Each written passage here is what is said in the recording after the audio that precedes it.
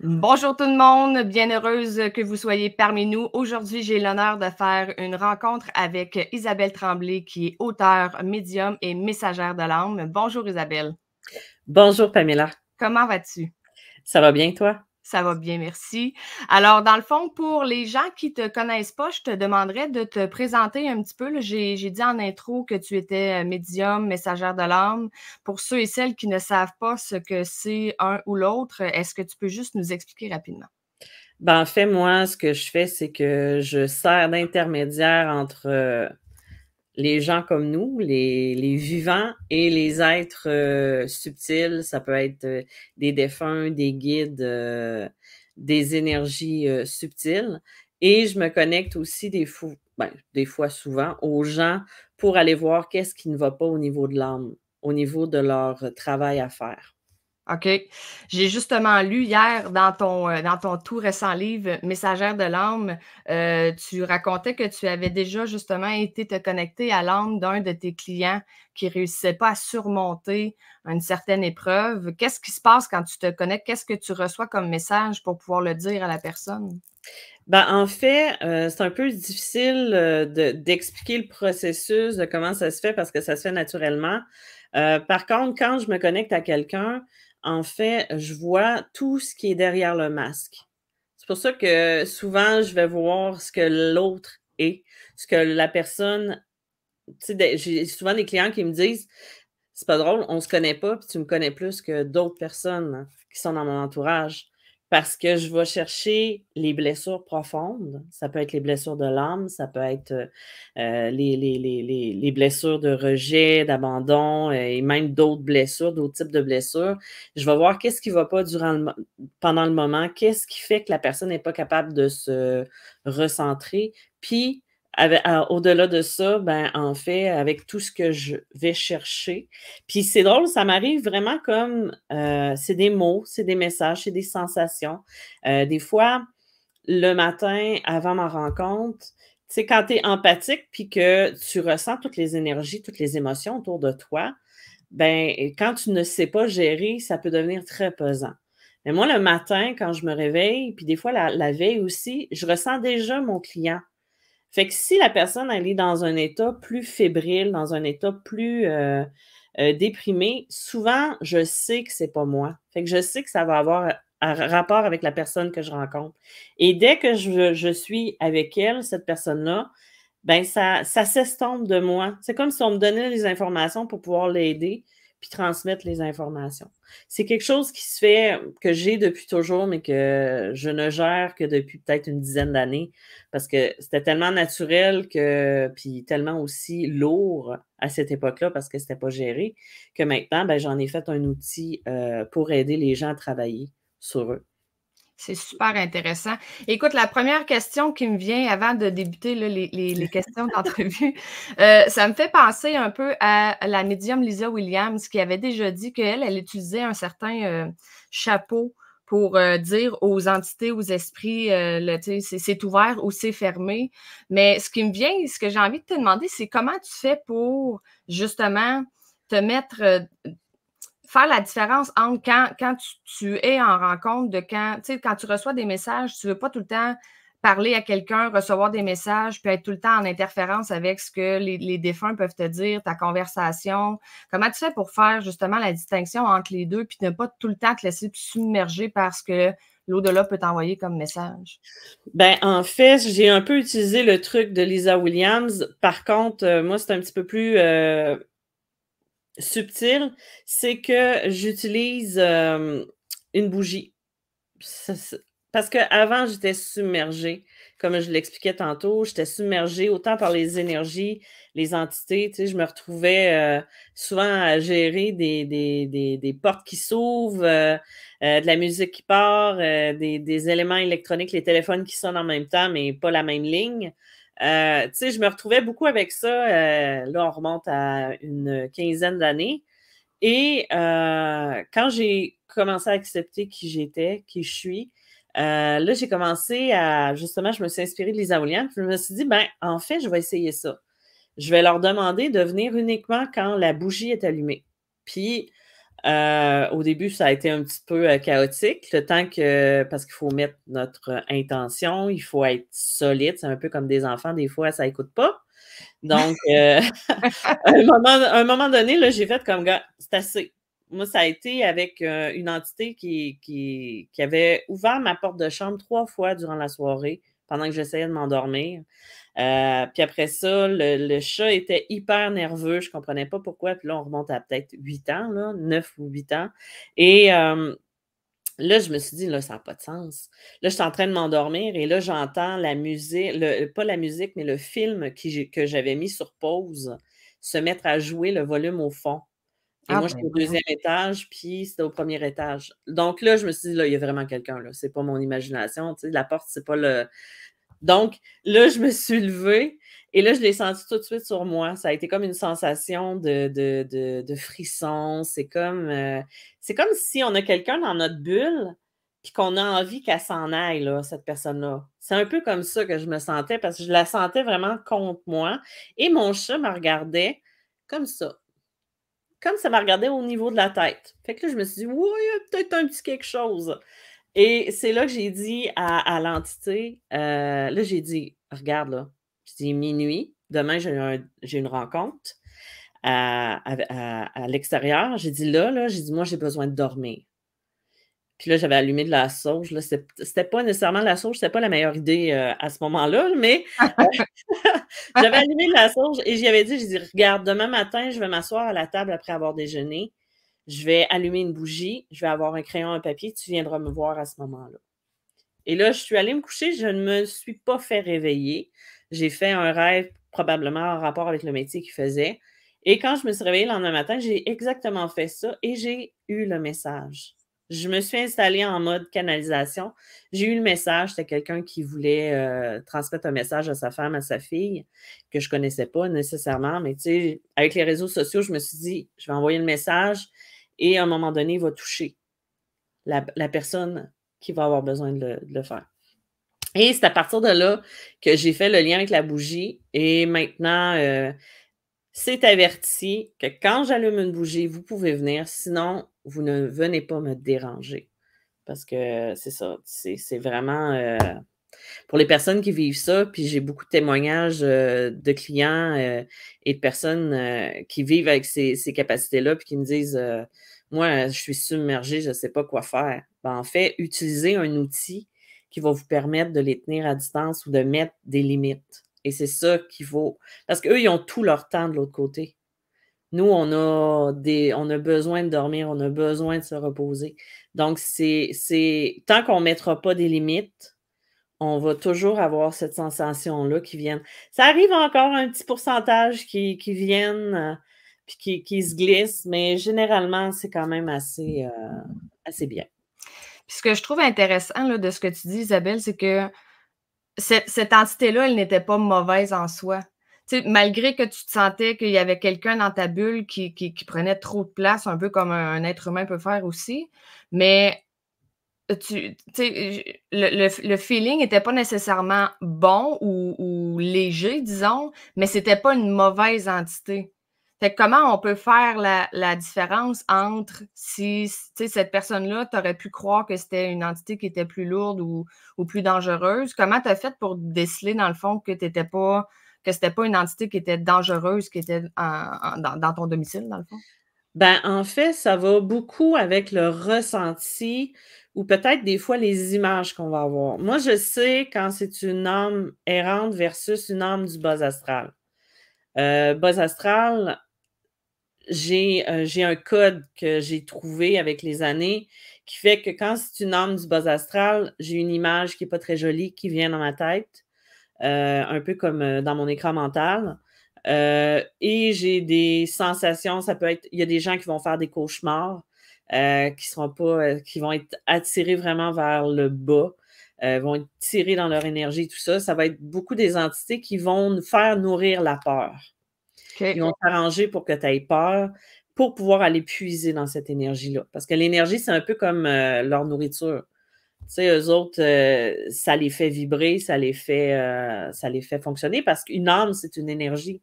Donc, Puis si elle va être de plus en plus forte, elle a besoin de cette énergie-là. Fait qu'elle va te faire, elle va te donner cette énergie-là qu'elle a besoin, ou elle va te prendre plutôt, elle va te faire sentir, devrais-je dire, cette énergie-là pour pouvoir aller puiser dedans. Généralement, c'est souvent des âmes errantes, ne sont pas nécessairement mauvaises. C'est beaucoup parce que c'est des âmes qui souffrent, c'est des âmes qui sont perdues.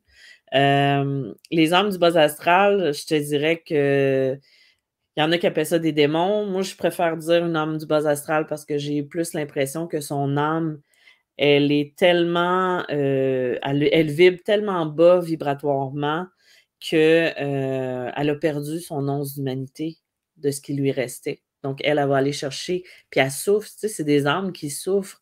C'est comme les âmes errantes. Il y a encore un, comment je pourrais dire ça? Il y a encore une petite lumière au bout du tunnel avec les âmes errantes parce que eux autres sont pas totalement corrompus, si je peux dire ça comme ça. C'est qu'on va pouvoir les aider, on va pouvoir communiquer. Des fois, les communications sont un peu bizarres, sont pas claires comme quand on va communiquer avec une âme qui est dans sa lumière. Mais il y a cette capacité-là d'aller voir avec elle qu'est-ce qui va pas. Puis, tu sais, c'est arrivé aussi que j'en ai eu qui me disaient que c'est pas de tes affaires quand je leur demandais c'était quoi leur nom ou c'est assez clair. Oui! Dans ta tête, c'est-tu mon ego ou c'est vraiment ce que j'entends? Puis, mais c'est ça, cette personne-là, dans ce cas-ci, j'avais été l'aider chez elle parce qu'elle faisait des cauchemars vraiment violents avec des scènes très violentes et morbides. Puis elle avait toujours des migraines et tout ça. Ça, elle, c'était vraiment un cas là, de bas astral. Je ne suis pas allée là pour la faire aller vers la lumière. J'ai vraiment été là pour la faire partir, la faire sortir de là.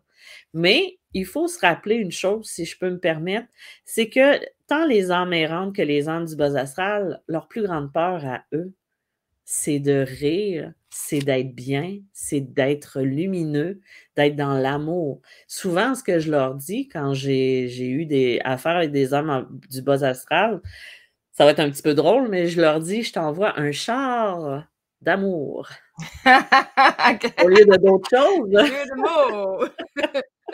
Et ça leur fait, tu sais, ça les fait diminuer un peu leur mauvais côté. Mais c'est ça.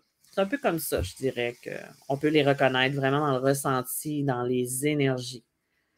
Et est-ce que tu peux nous expliquer, parce que là, je voulais pas t'interrompre, mais ça pourrait être intéressant que tu expliques la différence entre une âme errante et une âme du bas astral. La différence entre les 2. Ben, en fait, une âme errante, c'est une âme qui n'est pas dans sa lumière, qui va être retenue ici, au niveau du plan physique, au niveau de notre plan terrestre. Souvent, ça va être une âme qui va soit être décédée admettons, d'un accident, d'une façon brutale. Elle peut être décédée aussi tout naturellement, mais elle n'était pas prête à mourir, elle ne voulait pas mourir. D'autres fois, ça peut être tout simplement ses croyances, si elle a peur de l'enfer parce qu'elle a fait des choses qui n'étaient pas nécessairement parce qu'il y a encore des gens qui sont religieux. Euh, Peut-être que c'est ça qui la retient ici. Ça peut être aussi des fois une personne qui l'aime puis qui n'était pas prête à la voir partir, puis l'âme, elle ne veut pas aller dans sa lumière parce qu'elle se dit ben, je vais rester. Elle a besoin de moi, elle souffre, mais en fait, des fois, c'est souvent ce qui arrive avec les enfants ou les personnes qui sont décédées plus jeunes puis qui étaient vraiment pas, tu sais, c'était vraiment pas le bon moment pour les personnes qui restent, puis ils s'attachent, ils retiennent ces âmes-là, fait qu'eux autres restent là. Non, Inconsciemment, évidemment, hein? pardon? On les retient de façon inconsciente ou des Exactement. parfois consciente. J'imagine que quand tu es dans le déni puis le refus de laisser partir, c'est conscient, mais il y en a d'autres fois que ça doit être inconscient que tu retiens l'âme. Ben, j'ai déjà eu quelqu'un qui voulait communiquer avec sa grand-mère. Ça faisait genre 40 ans qu'elle était décédée. Et j'y ai dit, elle est encore pas dans la lumière. J'ai dit, c'est comme si elle est encore bien présente, mais la communication n'était pas fluide, la communication était vraiment carrée, c'était froid et tout ça. Et là, elle me dit, ben, elle dit, c'est parce que ma mère, elle dit, elle y parle comme si elle était encore là aujourd'hui. Elle dit, elle n'est pas prête à la faire partir encore. Ben, j'ai dit, c'est parce que tu Oh viens de mon répondre à Dieu! ma question, elle est encore là. Tu viens de confirmer Après que 40 ans? oui, il n'y a pas de limite de temps. C'est que des fois, tu vas retenir quelqu'un. Tu sais, j'ai eu quelqu'un qui est venu me voir pour parler avec une de ses amies qui était décédée dans un accident de voiture en 98. Puis j'ai dit, ce que j'ai dit, tu viens de voir qu'on a parlé avec les autres, ça a été fluide, ça a été rempli de lumière. Puis je disais, j'ai de la misère à me connecter à elle. J'ai dit, c'est comme si elle était retenue, puis qu'elle est encore ici. Elle a dit, sa mère n'a jamais accepté sa mort. Ah Fait ben que, non. elle l'a retenu. Donc ça, c'est vraiment les âmes errantes. Une âme du bas astral, c'est vraiment quelqu'un qui veut rien savoir d'aller vers la lumière, qui veut continuer où ce qu'elle est présentement, puis qu'elle va alimenter tout ce qui est énergie de peur, énergie de haine, la colère, la douleur. Plus elle va allumer, voyons, Alimenté? alimenter. Ah, ça fait longtemps que j'avais pas déparlé, là. Plus elle va alimenter ces énergies négatives-là, ben, plus qu'elle va descendre, plus qu'elle va descendre. Puis ça va être beaucoup plus difficile de la faire remonter. Ça va être possible, mais avec beaucoup, beaucoup, beaucoup de patience. J'ai quelqu'un justement, quand j'ai débuté, qui m'avait raconté que ça y avait pris plusieurs années avant de réussir à faire partir l'âme qui était chez elle parce qu'elle était tellement dans la haine, dans la colère et tout ça, puis qu'elle s'en prenait à son fils. Son fils devenait comme un peu possédé, si je peux dire, parce que l'âme s'en prenait à elle et s'en prenait à lui, puis s'accrochait dans son énergie. Fait qu'il répétait des choses vraiment de sa personnalité qu'on changeait complètement. Et ça y a pris plusieurs années, je ne me rappelle plus combien de temps, puis elle a fini par la faire partir, la faire monter dans la lumière. Il a fallu beaucoup de patience, beaucoup de résilience aussi, essayer de la faire partir. Et c'était rattaché au terrain, non pas à la maison. Ça faisait genre peut-être 100 ans, là, puis il est encore là. Fait que il Wow! n'y a pas de limite de temps. Eux autres, de toute façon, de l'autre côté, ils n'ont pas le même temps que nous. Fait que pour eux, ça passe plus vite que nous. C'est pour ça que souvent, ils vont venir nous voir en plein milieu de la nuit et puis vont dire Salut! On fait pas ça. Mais est-ce que, tu sais, si je reviens un peu à ton histoire de tantôt quand l'esprit a allumé ta télé, ben, a reparti ton film avec le son au max, là, on s'entend que quelqu'un qui est pas dans le domaine, ça va et foutre une trouille assez intense. Mais pourtant, c'était pas nécessairement un esprit du bas astral, mais est-ce qu'ils savent que ça nous fait peur? Parce que moi, il y a déjà quelqu'un qui me dit, tu sais, je voulais communiquer avec mes grands-parents, puis il m'avait dit: «S'ils savent que tu vas avoir peur, ils viendront pas». Ça se peut. Ça, c'est parce qu'ils sont dans la lumière, puis ils savent qu'ils Ah! OK, ne c'est veulent pas ça te la faire peur. différence. Tandis qu'une entité qui n'est pas dans la lumière puis qui a besoin d'aide ou qui veut communiquer ou qui se dit: «Hey, elle m'entend. Hey, Ah, je OK, je vais comprends. venir lui montrer qui je suis, puis je vais lui montrer que je suis là». Fait que ça empire. Moi, je me rappelle quand j'avais accepté ou que j'avais, tu sais, quand on me l'avait appris, parce que moi, j'avais déjà des manifestations, mais plus ou moins, je m'en rendais moins compte avant, juste à temps que ça commence à devenir plus fort. Et là, je vais voir quelqu'un qui me dit: «Ben, en fait, tu les vois». Mais là, je dis: «Non, moi, je les vois pas». Ça a pris du temps avant de l'accepter, là. Mais elle dit: «Ils savent». Mais elle dit: «Mec, tu retournes chez toi», elle dit: «Tu vas voir que ça va être encore plus fort, les présences, parce que là, ils savent que tu sais». Puis Ah, OK. effectivement, les manifestations étaient de plus en plus fortes parce qu'eux autres, ils savaient que je les voyais, puis que je savais que c'était eux. Donc, c'est comme une roue qui tourne. Donc, c'est pour ça que des fois, je dis aux gens, ben, quand on ouvre une porte, il faut vraiment bien se protéger, il faut vraiment mettre des limites parce que ça peut vite être le bordel. Parce que Oui.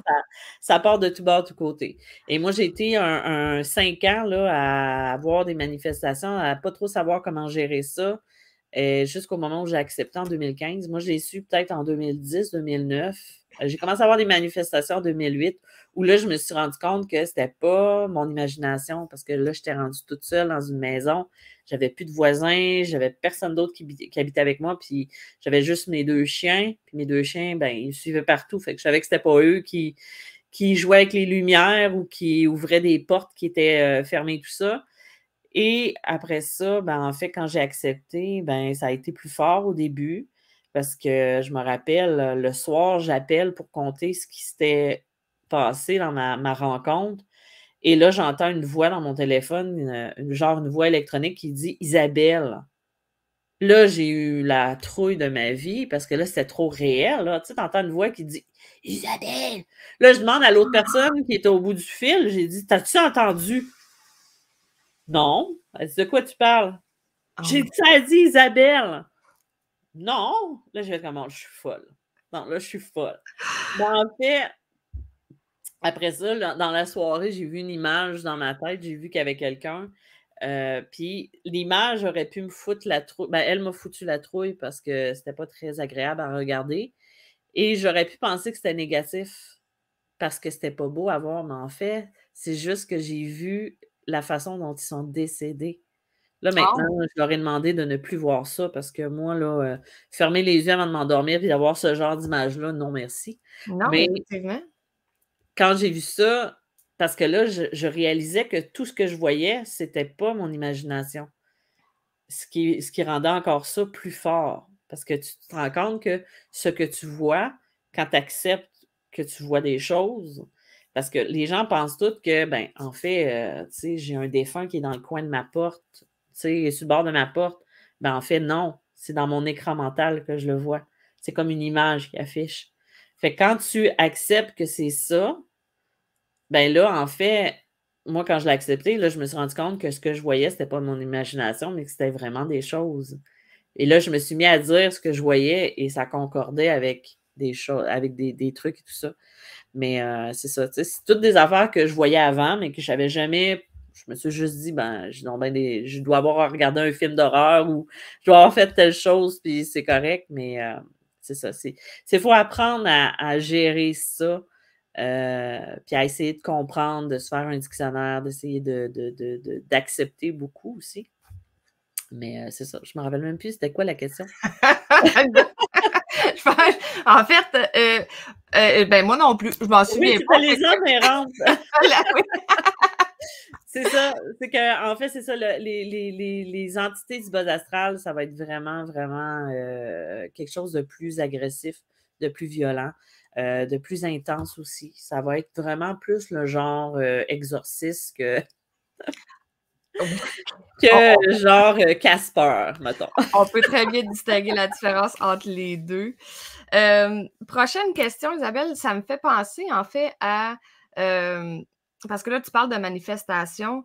Il y a certaines personnes qui vont penser que leurs êtres chers décédés ne veulent pas venir les voir ou je leur parle, mais j'ai jamais de signe. Et j'ai lu, je me souviens pas si ça doit être dans ton livre, là, que dans le fond, à partir du moment où les êtres, les personnes décèdent, ils ne peuvent pas se manifester au moment même. Là. Ils ont un cheminement à faire en haut. Ben, en fait, oui, ils peuvent venir une semaine après. Ça m'est arrivé en consultation. J'ai une dame qui avait attendu 3 mois pour communiquer avec son père et on commence la rencontre. Mais avant la rencontre, moi, je fais toujours un scan du défunt pour voir s'il est dans sa lumière ou pas, ou ce que je vois, ou ce que je perçois. Fait que j'avais écrit tout ce que je percevais. J'avais écrit aussi, même si je ne connaissais pas la cliente que j'allais voir, moi, j'écris tout ce que je perçois au niveau de la cliente, puis souvent, ben, ça tombe juste. Mais là, quand je suis arrivée, j'y ai décrit sa mère, puis j'avais des images, j'avais, tu sais, tout ça. Elle me dit, c'est pas ma mère. Là, je fais comme, OK, ça commence très mal, hein? Correct. J'ai dit, je vais faire le résumé de ce que j'ai perçu de vous. On va voir si. Puis là, elle me dit, non, non, elle dit, ça, c'est moi. Mais dit, puis là, je voyais qu'elle commençait à être émue. Là, je me suis dit, oh non. Puis là, elle dit, ça se peut-tu que ça soit mon père? Il est décédé il y a une semaine. Oh. Et effectivement, c'est son père qui s'est présenté pour la rencontre. Ça faisait une semaine, tu sais, elle ne me l'avait pas dit, je ne savais pas. Fait que ce que j'avais décrit, puis probablement les images que j'ai eues, c'est lui qui me les a données et c'est pas le défunt, parce que le défunt n'était pas finalement dans la lumière. Parce que, puis là, moi, j'y avais dit pourquoi c'était pas elle. J'ai dit probablement qu'elle est décédée, puis qu'elle n'a pas été dans sa lumière. Et effectivement, les circonstances de sa mort ont fait qu'elle n'était pas dans sa lumière. Fait que ça venait confirmer pourquoi l'énergie de son père, lui, avait été entouré au moment de son décès. Il était prêt. Il avait pris directement le chemin en haut, mais quoique c'est plus une vibration, c'est pas une lumière ou c'est pas un chemin. Et elle n'était pas dans sa lumière. Puis après que son père ait terminé la communication, ça a été plus fluide pour décrire sa mère. Là, je suis arrivée exactement avec sa personnalité, avec toutes ces choses, sauf qu'elle n'était pas disponible à la communication. C'est comme si son père faisait un voile puis qu'il voulait prendre toute la place puis qu'il voulait dire, regarde, je suis arrivé en haut, je suis correct. Tu sais, je vais bien. Ah. Donc, tu sais, c'est ça qu'il faut. Tu sais, quand on demande des signes, c'est sûr que c'est préférable d'attendre 3 mois. Pourquoi d'attendre 3 mois? Parce que quand on change d'emploi, admettons qu'on change d'emploi, on a besoin d'un temps d'adaptation. Tu sais, nous, on vit le deuil de cette personne-là qui est décédée, mais la personne qui est décédée, elle vit le deuil de toute sa vie. Tu sais, elle recommence quelque chose de nouveau de l'autre côté, tout ça. Fait que c'est de lui laisser au moins le temps de s'adapter, de prendre ses repères. Puis ça ne veut pas dire qu'elle ne viendra pas nous faire un signe le lendemain. Ça se peut, si son énergie est assez forte, elle va commencer à nous envoyer des signes. Il y en a qui sont là à leur funérailles, qui sont là, qui sont encore attachés, puis qui viennent voir.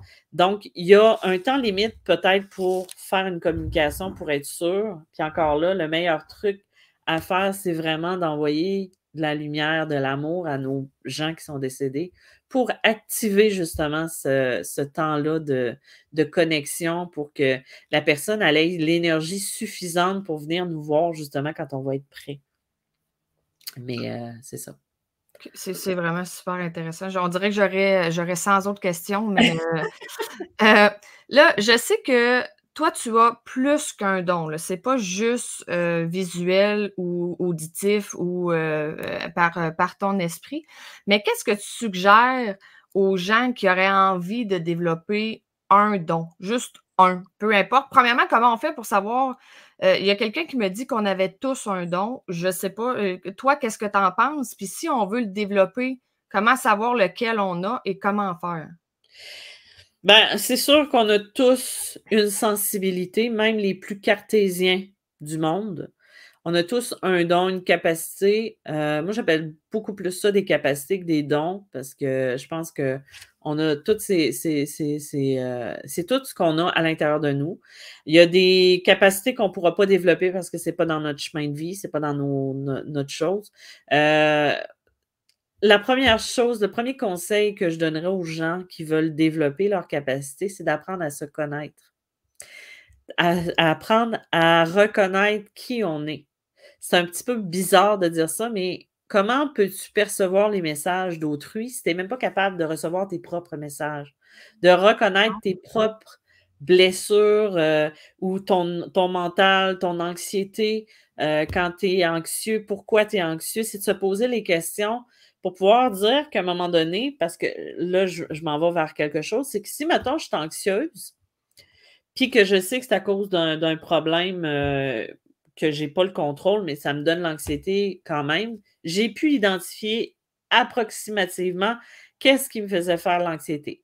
Mais des fois, je vais me sentir anxieuse. Maintenant, je sais que quand je me sens anxieuse, que j'ai aucune raison, c'est parce que j'ai quelqu'un dans mon énergie où je ressens quelque chose extérieur à moi, ce qui fait que là, je vais faire un nettoyage énergétique, je vais faire une purification, puis une protection. Et là, ça passe, l'anxiété-là. Oh, c'est étrange! Mais maintenant, je m'en rends compte. Ou je me sens, admettons que je me sens triste, puis j'ai aucune raison de me sentir triste ou nostalgique, puis je comprends pas, ça me fait de la peine.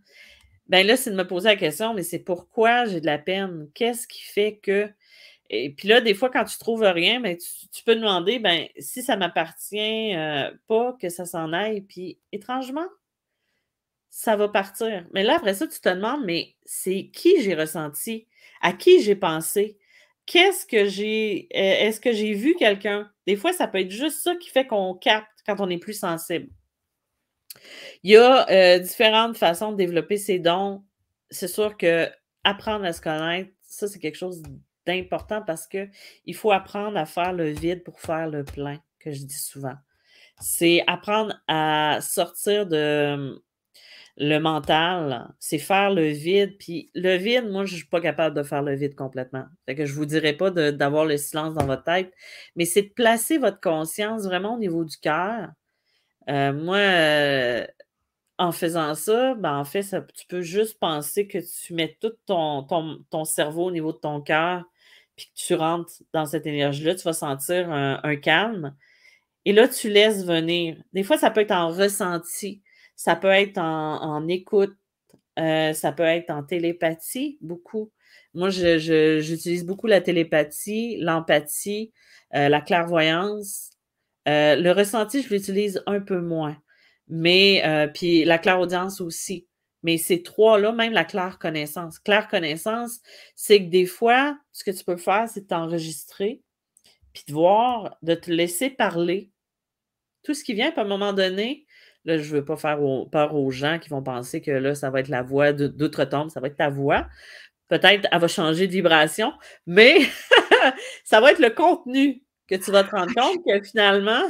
Je pensais que tu en allais dire qu'on va entendre une autre voix en arrière de la nôtre. Là, je me dis, ouais, ça me tente un peu moins. On va garder notre voix. Bon, on va garder notre voix. C'est pas encore arrivé. Quoique, en consultation, j'en ai souvent qui me disent ta voix, elle change. Tant que je parle pas comme Homer Simpson ou. On est correct. C'est correct. Non, en fait, c'est comme les vibrations qui font le changement. Je sais par contre que quand j'ai, admettons, l'archange Uriel, ma voix devient plus aiguë versus Michael, que c'est plus grave.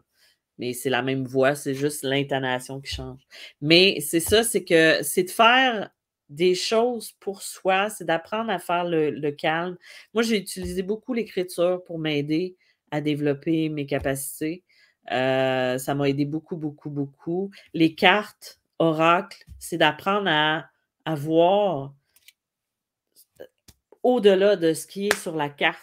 C'est de voir qu'est-ce qu'on ressent devant cette carte, puis de le traduire en mots. C'est de se pratiquer, puis de se laisser aller, puis on a le droit à l'échec-erreur. On a le droit à l'erreur, à l'échec, puis à l'erreur, parce que ça arrive, puis ça m'arrive encore de temps en temps que ça bloque, puis que j'ai l'impression que l'ego embarque. Mais c'est vraiment d'essayer de reconnaître aussi c'est quoi mes forces. Est-ce que des fois, j'ai l'impression qu'en voiture, je pense à quelqu'un, puis je la rencontre ou elle m'appelle. Ça, c'est de la télépathie, c'est une connexion. Des fois, tu vas dire quelque chose, tu te rends compte que tu dis quelque chose à quelqu'un, puis que c'était ce qu'elle avait besoin d'entendre. Ben, ça peut être de la claire connaissance. Un clair connaissant va pouvoir s'en rendre compte beaucoup parce que ça, c'est une des capacités qui est la plus difficile à gérer parce que tu n'as pas de base solide. Tu sais, la télépathie, tu vas entendre ta voix qui va être plus forte dans ta tête. La clairvoyance, c'est des images qui vont s'afficher. La clairaudience, c'est des voix que tu vas entendre. Et la claire sensibilité, c'est que tu vas sentir. Mais la claire connaissance, c'est que tu sais. Mais tu sais quoi? Tandis que la claire connaissance, ben, en fait, c'est que tu vas être une personne qui va être très autodidacte. C'est-à-dire que tu vas avoir de la facilité à apprendre et à découvrir des choses.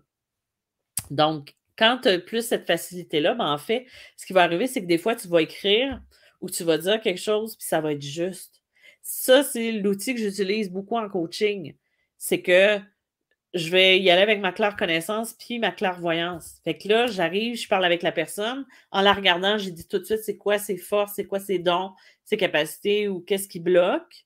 Et là, je vais arriver avec des exemples sans le savoir, puis que la personne va me dire c'est drôle que tu dises ça parce que c'est exactement ce que je vis. Ah, ben, il n'y a pas de hasard. Ah, ben non. Je ne le sais pas, moi, ce que j'ai dit, parce que ça sort au fur et à mesure. Je ne l'entends pas, je ne le ressens pas, je ne l'écoute pas. C'est que dans le fond, c'est comme si on agit comme un canal, vraiment, puis que ça vient instinctivement. C'est l'intuition, finalement. Donc, tu Tu sais, c'est des trucs comme ça que tu peux regarder. T'as-tu plus une force au niveau... des fois, tu penses à quelque chose ou tu vois une image puis tu le revois dans la journée ou... Tu sais, il y a plein de trucs comme ça que tu peux évaluer ou que tu peux essayer. Donc, quelqu'un qui veut savoir ses dons peut prendre rendez-vous avec toi puis tu vas être capable de lui dire. Ouais. Ça, c'est super génial. Parce que moi, je fais pas ce qu'on m'a fait il y a 15 ans. C'est-à-dire que moi, je te dirais pas comme il y en a qui me disaient des voyantes dans le temps. Là, c'est plus que ça doit remonter une vingtaine. Puis même, il y en a des gens qui me disent ça. J'étais allée voir une voyante, elle m'a dit: Ah, t'as un don, mais je peux pas te le dire, faut que tu attendes que tu sois prête. Moi, je donne le scoop. J'ai dit, ben, tu as telle chose. Si tu veux le développer, tu peux le développer. Sinon, ben, just too bad. Mais ce qui est important, c'est, tu sais, c'est pas ce qui est le plus important. Mais plus en coaching, ça, c'est quelque chose que je vais faire. Tu sais, si tu es telle personne, tu as telle lacunité. Des fois, tu peux avoir de la difficulté à avoir, mettons, des relations qui sont calmes parce que tu as trop le côté impulsif, trop le côté, tu sais, je vais voir ces facettes-là chez la personne où des fois, ben, avec les vies antérieures, ben, on va voir qu'est-ce qui bloque dans cette vie actuellement. Tu sais, je ne vais pas juste dire, ben, tu as été une sorcière puis ça a fini sur le bûcher. Je vais aller te raconter ta vie du début, de ton enfance, qu'est-ce qui s'est passé, qu'est-ce que tu as vécu. Puis après ça, ben, c'est rare que je vais dire le pourquoi de la mort, à moins que ça soit nécessaire à la personne pour faire un cheminement. Mais tu sais, c'est des choses comme ça que quand tu te connectes à l'autre personne, ben, tu as ces informations-là. Puis c'est précieux pour la personne qui les reçoit parce qu'après ça, elle comprend un peu pourquoi elle vit ces émotions-là ou ces tourments-là à C'est très l'intérieur d'elle. drôle que tu donnes cet exemple-là, hein, parce que je me suis fait dire que j'étais une sorcière et que j'ai fini sur le bûcher. Fait Ah! que ouais, fait que c'est très drôle que tu donnes cet exemple-là comme, bref. Moi, j'adore les synchronicités dans la vie. Je Christine t'ai Michaud dit scanné sans le toujours vouloir. ouais, Christine Michaud dit toujours: «Il n'y a pas de hasard, il n'y a que des rendez-vous, des synchronicités». Ça, c'en est Exact. une belle. Hem, Parlant de quand on parle d'entité, Mhm. quels sont les signes? Comment savoir? En fait, j'aimerais qu'on démystifie deux trucs, là. Il peut y avoir une entité dans notre domicile, dans notre où on demeure, mais il peut en avoir une accrochée à soi. Comment savoir quand il y en a une, autant dans notre maison qu'accrochée à soi? Qu'est-ce qu'on peut ressentir ou ça va être quoi les signes qu'on peut avoir? Ben, en fait, quand on a une entité connectée à soi, qui est accrochée à nous, ça va changer notre personnalité, ça va changer nos émotions, puis là, quand je parle de personnalité, c'est que c'est vraiment, un changement drastique. On peut se mettre à être heureuse, ça va bien ou, tu sais, qu'on est un petit peu déprimé, mais tu sais, c'est pas la mort et tout ça et là, on va se sentir submergé, on va avoir de la peine, on va se mettre à pleurer, comme si on tombait d'une dépression à une autre. Tu sais, qu'on est un petit peu déprimé, puis on tombe tout de suite à la dépression. On peut avoir des envies, soit d'alcool, de médicaments ou de manger ou parce que c'est comme si sa personnalité venait se fondre à la nôtre. Tu sais, des fois, on va dire à quelqu'un: «Mais je ne sais pas ce que tu as, on dirait que tu es complètement à l'ouest». C'est comme si tu étais pas du tout la même personne avec tes écarts d'humeur et ton énergie, tout ça. Ben, c'est comme ça qu'on peut s'en rendre compte. Il y a aussi des fois le regard qui change. C'est d'observer le regard. C'est sûr que quand c'est nous, c'est un peu difficile de se regarder dans le miroir et de dire Ah, que dans ça, tu as des gros yeux noirs. Mais quand tu le fais, des fois, quand tu es avec quelqu'un et tu as l'impression que ça change, c'est de regarder son regard, comment il peut changer. Tu sais, j'avais quelqu'un une des personnes près d'elle, elle était sous emprise d'une entité et son regard venait complètement vide, complètement noir quand l'entité prenait sa place. Moi, je sais que j'ai eu un petit problème d'entité il y a quelques années. Tu sais, puis c'était même pas durant mon travail, c'était à l'extérieur de mon travail que j'ai capté ça et je m'en suis rendu compte tout de suite. D'où l'importance, tu sais, que je disais tantôt d'apprendre à se connaître, là. C'est que là, je m'en suis rendu compte tout de suite parce que là, j'avais de la peine. Puis j'étais triste. Puis c'était lourd. Puis là, je me suis mis à rêver à une personne, puis avoir de la peine pour une autre personne. Puis là, j'ai dit, voyons, je les connais même pas. Je dis, pourquoi, tu sais, j'ai de la peine? Puis là, à un moment donné, j'ai comme réalisé que c'était elle qui était venue vers moi, cette entité-là, pour avoir de l'aide. Sauf qu'elle s'est accrochée à moi. Fait que je pouvais pas l'aider parce que j'étais trop submergée. Fait que je savais des affaires que je n'étais pas supposée de savoir, mais que c'était elle qui me transmettait. Puis c'était à elle que je rêvais la nuit. Puis donc, tu sais, c'est des choses comme ça qu'on peut s'en rendre compte quand on est beaucoup fatigué. Des fois, l'entité peut rester dans la maison, puis qu'on sort, on se sent mieux dehors que dans la maison. Tu sais, la sensation de dire, bon, je préfère aller marcher dehors. On dirait que je ne suis pas bien chez nous, puis je ne comprends pas pourquoi. Mais des fois, ça peut être parce que quand on rentre, c'est comme si on avait deux mains qui nous pesaient sur les épaules, puis qu'on s'écrase, ou on a cette sensation-là, parce que justement, on a cette entité-là qui vient se coller à nous à chaque fois.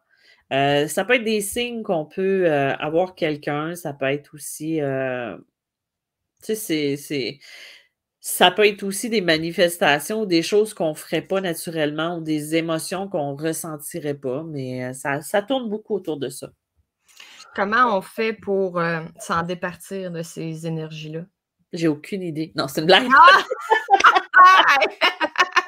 J'adore faire cette blague-là. Je me dis, OK, je vais couper ce cours, je vais passer à la prochaine question de suite. Je ne sais pas quoi dire.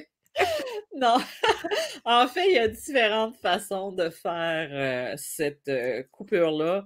C'est sûr que quand on n'est pas dans le domaine, puis qu'on ne sait pas trop comment s'y prendre, c'est sûr d'aller chercher quelqu'un qui va avoir cette capacité-là à nous la faire partir. Puis en plus, ce qui est bien, c'est aussi de vérifier qu'on n'est pas fou puis qu'on a vraiment quelqu'un dans notre énergie. Et après ça, on peut le faire soi-même en s'auto-soignant, mais généralement, quand on a quelqu'un après nous, c'est toujours mieux d'aller voir quelqu'un à l'extérieur qui va nous aider. Déjà, de juste s'en rendre compte, ça va aider, c'est d'essayer de se tenir dans des hautes vibrations. Parce que souvent, quand on capte quelqu'un dans notre énergie, c'est parce qu'on n'est pas dans des bonnes vibrations. On est bas vibratoirement. D'où la problématique, puis qui fait qu'on va attirer. Tu sais, on vibre, on attire ce qu'on projette. Mais en fait, quand tu es fatigué, tu ne te protèges pas, puis que tu es sensible à l'énergie, puis que tu vas dans une foule au festival d'été, admettons, là, puis qu'à côté de toi, tu as quelqu'un qui est full destroy, puis qui a plein d'entités après elle, ben il y a des chances que tu ramènes les entités qu'elle a après elle avec toi. Fait que ça, c'est à vérifier. Mais sinon, c'est ça. Il y a différentes façons, il y a différents types de nettoyage. Il y en a qui vont le faire par des soins énergétiques, il y en a qui vont le faire par le Reiki, il y en a qui vont le faire par, tu sais, comme moi, je le fais à l'occasion, mais c'est pas ma priorité dans ce que je fais au quotidien parce que ça demande quand même beaucoup d'énergie pour traiter avec les entités plus basses, tu sais, comme quand je vais nettoyer une maison, ça demande une préparation et tout ça. Donc, c'est moins quelque chose que je fais maintenant. Je laisse ça aux autres. Mais à l'occasion, ça peut arriver que je communique avec la personne, puis que là, j'y enlève à distance, puis que là, je fais comme un nettoyage d'énergie. Puis des fois, ça revient, mais c'est comme n'importe quoi. C'est que quand je donne à la personne, je lui dis qu'il faut l'enlever, je lui donne les outils pour apprendre à se protéger. C'est parce que la personne n'est pas assez bien protégée. Des fois, ça peut être aussi relié à la maison, au terrain, parce qu'il y en a qui me disent, j'ai une maison neuve, Isabelle, c'est impossible. Oui, c'est possible. Parce que les entités sont soit attirées par une énergie, soit par un terrain. Ça peut être attiré aussi par t'as un enfant qui est hyper sensible et qui attire tout ce qui bouge, qui est passeur d'âme, ben en fait, ça va attirer aussi. Fait que c'est pas le fait que tu aies une maison neuve que ça fonctionne pas. Je me rappelle d'une personne que je connaissais, elle venait de se faire bâtir une maison sur un terrain complètement vierge. Il y avait tout déboisé, tout ça. Et j'étais assise chez elle, puis je voyais quelqu'un passer dans la fenêtre. J'ai dit Pour moi, ça t'a suivi jusqu'ici, hein? Elle dit, je sais. Elle dit, je vois tout le temps quelqu'un au coin de l'œil. Ah, Elle ben dit, voilà. pourtant, elle dit, elle est neuve, la maison. Ben, j'ai dit, ça doit être relié au terrain ou c'est parce que ton fils est passeur d'armes puis il les attire. Tu sais, il y a différentes raisons qui peuvent faire que tu attires ce type d'énergie-là. Et là, j'ai une autre question qui me vient en tête en parlant de ça. Est-ce que ça t'est déjà arrivé que quelqu'un vienne te voir en disant: «Je crois que j'ai une entité d'accrochée à moi», mais pour te rendre compte qu'en fin de compte, non, c'est vraiment comme une douleur mentale, un problème qui vient vraiment, des émotions internes de la personne, puis qu'elle ait pas d'entité qui vienne amplifier ces émotions-là? J'ai eu des personnes qui sont venues me voir, mais que je pouvais rien faire pour eux parce que c'était des problématiques mentales. OK. Mais tu sais, ça, c'est tout ce que tu peux faire, c'est les écouter. Il y en a que c'était vraiment plus des douleurs, oui, des douleurs internes, des douleurs qui ramenaient de vies antérieures, puis qui ne comprenaient pas pourquoi. Fait qu'on est allé puiser dans les vies antérieures, puis c'est venu solidifier ou peut-être plus comprendre de où ça partait. Puis après ça, de faire plus la paix. Tu sais, je me rappelle, j'avais quelqu'un qui avait des problématiques multiples. Puis elle me dit, elle dit, je ne sais plus quoi faire. Elle dit, je vois un psy, je vois telle personne. Puis elle dit, on n'arrive pas à mettre le doigt dessus. Puis en une séance, on est allé directement sur ce qui ne marchait pas. J'ai fait faire une régression en l'accompagnant au niveau des vies antérieures pour lui dire qu'est-ce que tu vois, qu'est-ce que ci, qu'est-ce que ça. Puis elle m'a réécrit 2 semaines plus tard, elle dit, c'est parti. Elle dit ce que j'avais. Elle dit, je comprenais pas, puis elle dit, j'avais beau essayer de chercher, puis ça fait des années, puis elle dit, j'ai refait les exercices que tu m'as donnés, puis elle dit, maintenant, elle dit, je me sens tellement bien, elle dit, j'ai plus ces blocages-là. Tu sais, elle avait des blocages, puis j'en ai souvent qui ont des blocages qu'ils comprennent pas. Puis après ça, ben, quand on va voir qu'est-ce qui va pas, ben, c'est comme si on venait fermer la porte. Mais c'est sûr que, comme je dis tout le temps, il faut toujours aller consulter au point de vue médical. Tu viens pas voir une personne comme ça parce que si tu n'as pas été voir qu'est-ce qui ne fonctionnait pas avant. Oui, ben oui, effectivement, effectivement.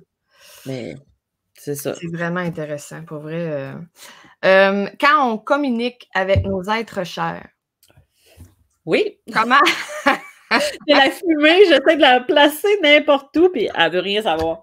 Ah. c'est drôle. Comment faire pour savoir si c'est vraiment la personne à qui l'on un peu comme ton exemple de tantôt quand tu disais que, elle voulait s'adresser à sa mère, en fin de compte, c'est son père qui est venu. Fait que si on le fait par nous-mêmes, là, de notre propre façon, comment est-ce qu'on peut savoir si c'est vraiment la personne à qui l'on parle? Est-ce qu'il y a une question précise qu'on peut demander avec un signe précis? Ça, ne faites jamais ça avec un médium, de lui demander un signe précis que vous attendez parce que ça va bloquer les communications. Par contre, si vous le faites pour vous-même, vous pouvez commencer, ça c'était justement Lisa Williams qui nous avait donné ce truc-là en canalisation, en formation, excuse-moi, en 2015. J'avais eu la chance de participer à une de sa Wow! formation pour son jeu de cartes, justement. Et je l'ai mis à l'envers en plus. Ce jeu de cartes-là. Et, C'est excellent. et elle nous avait dit, parce que des fois, tu sais, quand tu te sens un peu en dehors de tes chaussures, elle nous avait dit que des fois, elle dit, on a l'impression qu'on va être avec quelqu'un puis qu'on n'a rien qui sort. Puis qu'on n'a rien. Puis ça m'arrive des fois que je me dis, oh boy, ça va être long, 1 heure et quart. Parce que là, je me dis, qu'est-ce qui va venir? Je ressens rien, tout ça. Puis elle nous avait donné un truc puis qu'elle faisait, c'est de commencer, puis ça, c'est le truc que je vous donne pour les personnes qui veulent essayer de communiquer avec les proches. C'est de commencer avec une phrase qu'elle vous dira en vous voyant. Tu sais, hey, salut toi, avec ou salut Pam. Tu sais, mettons que tu as quelqu'un qui te donne avec un petit surnom. Et après ça, de commencer avec une phrase qu'elle vous dirait. Puis après ça, de continuer à écrire. Puis les mots vont venir après quelques secondes. Parce que c'est l'intuition qui embarque. Au début, il faut la pousser un petit peu plus. Puis ça va être souvent dans les choses, les signes qu'on va demander. Tu sais, mettons, tu le disais tantôt, moi, je veux que mon grand-père m'envoie des papillons jaunes et noirs. ben là, je vais m'en mettre en voir. Mais ça ne veut pas dire. Puis un signe, c'est pas voir des cœurs partout, là, 3 fois par jour, 10 fois par jour. C'est plus un signe, ça, là. C'est juste parce que tu les cherches, tes signes. Un signe, là, c'est vraiment quelque chose que tu t'attends pas à le voir. Parce que, tu sais, des fois, je vois des gens partager j'ai vu 5 cœurs, des roches en forme de cœur, Tu sais, moi, je tombe sur une patate en forme de cœur. Ça m'arrive genre une fois par année. Là, c'est un signe. Je ne sais pas de qui était ce signe-là à ce moment-là, mais où, tu sais, par exemple, je vais donner un exemple. Mon chien, Kimo, est décédé en mai 2021. C'est pas une histoire triste que je vais vous raconter. C'est juste pour vous montrer un signe. Et je l'ai accompagné jusqu'à la fin chez le vétérinaire et tout ça. J'avais de la peine, tu sais que c'est normal et tout ça. Et quand je suis revenue chez moi à la fin de la journée, parce que je n'ai pas été capable de rentrer tout de suite, ceux qui ont des animaux vont comprendre pourquoi. Oui. Et quand je suis arrivée, dans ma porte patio, je suis comme dans un demi-sous-sol, il y a comme un mur de béton. Et sur le mur de béton, il y avait une tourterelle triste qui était là et qui chantait devant ma porte patio. Et là, c'était la première fois que je la voyais là. Fait que là, j'ai comme. Je me suis mise à pleurer, bien sûr, parce que là, je me suis dit, c'est un signe de Victor, de Kimo, pour me dire qu'il est bien. Victor, ça, c'est mon autre chien. Et là, j'ai vraiment pris ça comme un signe. Mais encore là, tu sais, l'ego est fort. Je me suis dit, c'est-tu vraiment ça ou c'est un hasard? Tu sais? Et là, l'année suivante, le chien à ma soeur est décédé. Et moi, j'étais passée la journée chez une de mes amies. Puis quand je suis revenue le soir, dans ma porte patio, là, c'était pas au premier, c'était vraiment devant ma porte patio, j'avais une tourterelle triste qui est encore là. La même journée. Et là, j'ai su que c'était vraiment le signe que les animaux ont à me dire pour dire, regarde, je suis correct, je suis de l'autre côté, je suis passée. Et j'ai pas des tourterelles tristes à toutes les semaines, là. C'est arrivé 2 fois et à 2 décès. Donc, un signe, c'est quelque chose que tu demandes puis que tu sois clair. Tu sais, j'avais quelqu'un qui m'avait dit moi, je veux un signe de mon grand-père. Ben, c'est quoi tu veux comme signe? Ben, je sais pas. Ben, sois précis. Demande quelque chose que tu verras pas verras pas nécessairement à tous les coins de rue. Ou, par exemple, j'ai quelqu'un qui je me rappelle plus où j'avais pris ça. Elle dit, je veux un signe, je veux un éléphant. Elle voulait pas un gros éléphant vivant, mais elle dit, je veux voir des éléphants. Elle dit, je veux que ça soit un signe. Ben, en fait, elle est allée dans une boutique où il y avait des cadres et elle a tassé le premier cadre et tout de suite, elle est tombée sur un cadre d'éléphant. Ah, wow. C'est des signes comme ça, c'est que tu le demandes et ça va venir subtilement. Tu sais, je sais, moi, que quand je vois maintenant des jets bleus ou que j'entends des jets bleus, ben, que c'est ma grand-mère que je vois, ma grand-mère paternelle. Ou quand je vois justement les papillons, je donnais l'exemple des papillons, ben je sais que c'est mon grand-père. Et effectivement, à chaque fois qu'on a une réunion de famille, il y a toujours un papillon qui vient de cette couleur-là. Et je sais que c'est pour nous dire qu'il est avec nous. Donc, soyez précis dans ce que vous demandez. Demandez des preuves. Et si ce que vous entendez, ce que vous voyez devient négatif, vous arrêtez toute communication. Parce que ils ne sont pas là pour nous faire des reproches, ils ne sont pas là pour être agressifs, ils ne sont pas là pour nous dire, ben, tu sais, des choses qu'ils nous disaient, mettons, quand ils n'étaient pas de bonne humeur ou qu'ils étaient. Ils sont là avec beaucoup d'amour et de joie. Ils ont encore leur personnalité, mais ils n'ont plus cette colère-là. Il y en a qui disent, genre, j'ai l'impression de ne pas reconnaître mon père parce qu'il a de l'air tellement à être plus positif qu'il l'était dans sa vie. Mais il n'est plus dans la même dimension. Il n'est plus dans le même état. C'est sûr que s'il serait dans sa lumière, ben. Mais tu sais, ils peuvent avoir le même vocabulaire. Tu sais, j'en ai qui sacrent, j'en ai qui disent des gros mots, mais tout ça en humour puis en amour. Tu sais, donc, essayez de voir comment vous percevez, si vous êtes bien, si vous ressentez. Il y en a qui vont sentir des odeurs aussi. Ça, j'en parle moins. Mais tu peux sentir des odeurs, tu peux le ressentir physiquement ou tu sais que tu as l'impression que tu as une main qui se pose sur ton épaule. C'est toutes des choses comme ça qu'il faut le demander. Je sais que ça, l'odeur, là, ça m'est rapidement, là, ça m'est arrivé quand je faisais mon DEP en secrétariat. il y a un matin où je me suis mise à pleurer, je me souviens pas pourquoi et je suis rentrée dans mon auto puis ça sentait le polo. Puis ça, c'est un parfum que mon grand-père portait puis que mon père porte. Fait que j'ai appelé mon père puis j'ai dit: «T'as-tu pris mon auto?» Il m'a dit: «Ben non». J'ai dit: «Tu l'as pas changé de place, tu pas juste» il dit: «Pas du tout». Et là, j'ai dit: «Ah, allô papy». Puis c'est ce matin-là, je pleurais, je me souviens pas pourquoi, mais là, je me suis dit: «OK, il est à côté de moi». Ça l'a senti un 10-15 minutes, pas plus. Ouais. Fait que et puis ça, c'est la première fois que c'est la seule et unique fois que c'est arrivé. Mais puis tu sais, ce que je trouve plate dans ces moments-là, c'est que justement, notre mental va essayer de nous faire douter. Au lieu de juste faire: «Ah papy, t'es là, je trouve ça le fun, merci, ça me fait du bien», on va faire comme: «Mais non, c'est sûr, j'hallucine, là. Mais non, Ouais. ça doit être mon imagination, là, ou mon père, il était rentré dans mon auto puis il s'en souvient juste pas». Comment on fait pour défaire ça, cette Il faut mauvaise lâcher l'ego. habitude-là? Il Ah, faut lâcher l'ego. Il faut essayer il y a pas de truc, si ce n'est que de dire: «Ben, en fait, je le prends comme un signe». Peu importe si ça n'est un ou ça ne l'est pas, moi, je le prends OK. comme ça. Il faut lâcher prise sur le mental parce que, tu sais, même si ce que je fais, je le fais depuis des années, j'ai encore mon mental qui embarque à l'occasion. Puis des fois, je vais être en communication, puis là, je vais dire: «Non, je suis pas pour dire ça. Je suis pas pour dire ça». Puis là, la personne, elle me dit, soit elle me dit: «Ben, dis-moi-le». Là, je le dis: «Ben oui, elle disait tout le temps ça ou elle faisait tout le temps ça». Ou on va dire quelque chose vraiment tu sais, où je vais dire: «Bon, je vais le dire comme ça, là, mais c'est un autre mot qu'il m'a dit, mais moi, je vais l'assagir». Et là, je le dis avec mon mot, puis après ça, je dis: «Mais c'est l'autre mot que j'ai entendu». J'ai dit elle dit: «Tu aurais dû dire l'autre mot». Elle dit: «C'était vraiment ça». Mais tu sais, des fois, tu le sais pas parce que mais sauf que quand tu laisses aller, c'est ça, faut pas rentrer dans le jeu du mental. Faut juste se dire: «Ben, en tout cas, moi, je le prends comme un signe». C'est ça que je me dis, moi, quand je vois ou que tu sais, par exemple, tu me parlais de l'odeur.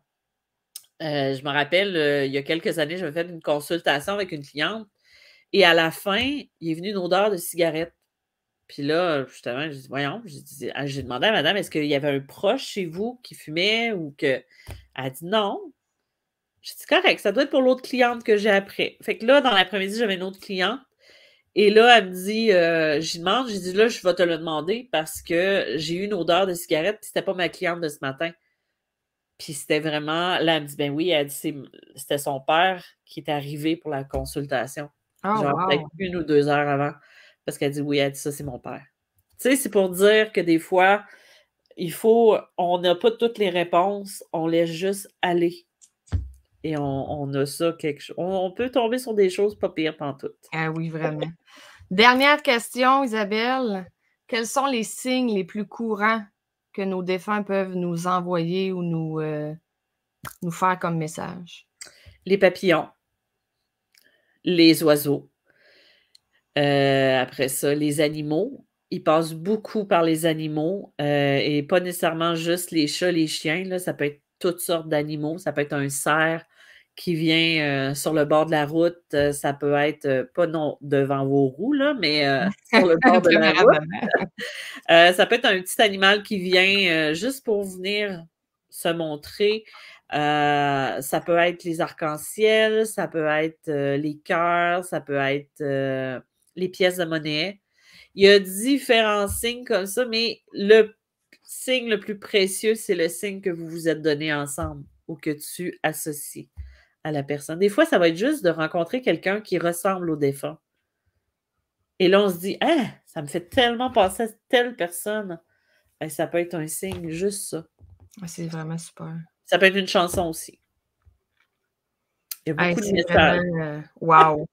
Écoute, en terminant, j'aimerais que tu nous parles de 2 choses. Ta formation en ligne sur la protection spirituelle. En quoi ça consiste et comment les gens peuvent s'y inscrire? Ben, en fait, j'ai créé parce que je me retrouvais tout le temps à répéter les mêmes choses. J'ai créé une formation sur la protection spirituelle qui englobe le taux vibratoire, le l'enracinement et la protection sur soi et de notre demeure, qui sont les bases. Moi, je pense que c'est le pilier avant de débuter à développer ses capacités parce qu'il faut que tu apprennes à te protéger et à élever ton taux vibratoire pour atteindre des communications qui sont plus hautes. C'est une formation qui est en ligne, que les gens suivent à leur rythme, qui est séparé en modules. On peut y accéder directement sur mon site internet www.mediummalgrémoi.com ou isabelletremblay.net. Les deux vont sur le même site internet. Donc, c'est pour les gens qui veulent, qui sont hypersensibles aussi, qui absorbent tout, qui sont des éponges. Ça peut être un outil qui peut leur permettre d'atteindre un calme. C'est vraiment très intéressant. C'est sûr que je vais aller voir ça au courant de la journée. Ensuite, parle-moi de tes accompagnements pour les personnes qui sont en éveil spirituel et qui veulent en fait réveiller leurs dons, un peu comme on parlait au début de l'entrevue. Ben, en fait, je fais 3 types de coaching. Je fais le coaching de 45 minutes, d'1h30 et de 2h30. C'est vraiment pour les personnes qui veulent, voir c'est quoi leur don, c'est quoi leur capacité. Il y en a qui le découvrent aussi en canalisation quand je fais des canalisations, mais en coaching, j'y vais vraiment face à face, puis là, tout sort exactement pour ça. Moi, je réponds à vos questions, je vous écoute aussi. Il y en a qui ont besoin de parler parce qu'ils n'ont personne dans leur entourage. Je leur donne des outils. Je leur fais faire des exercices. Je leur donne un peu ce qu'on retrouve dans le livre, mais vraiment en live, puis un petit peu plus poussé. T'sais, on va voir c'est quoi les types d'entités sur plusieurs rencontres ou sur une rencontre. Ça dépend vraiment du sujet. Fait que c'est le type d'accompagnement que j'offre qui a de plus en plus de succès, je dirais. Oui, et je te confirme que je veux prendre un rendez-vous. Donc, pour le livre Messagère de l'âme, publié chez Béliveau Éditeur, vous pouvez vous le procurer sur le www.bélivoéditeur.com. Isabelle, les gens qui veulent communiquer avec toi, ils peuvent le faire de quelle façon?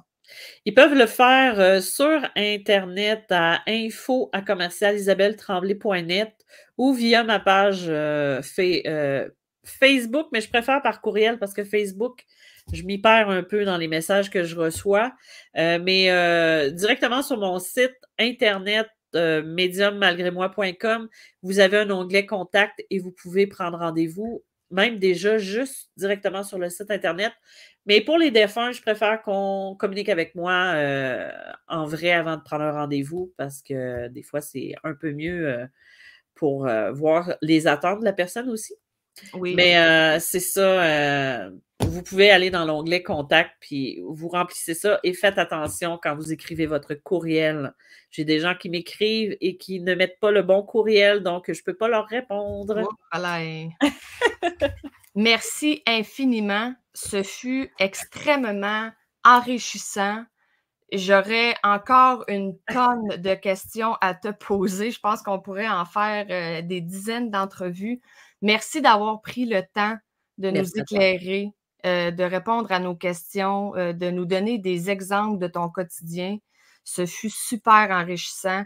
Et écoute, je te dis à très bientôt parce que j'ai vraiment envie de refaire une autre entrevue avec toi. Ben, ça me fait plaisir. Puis merci à toi pour le temps qu'on a passé ensemble. Puis j'ai eu beaucoup de plaisir. Et ben, au plaisir de rejaser avec toi. Merci beaucoup, Isabelle. Merci.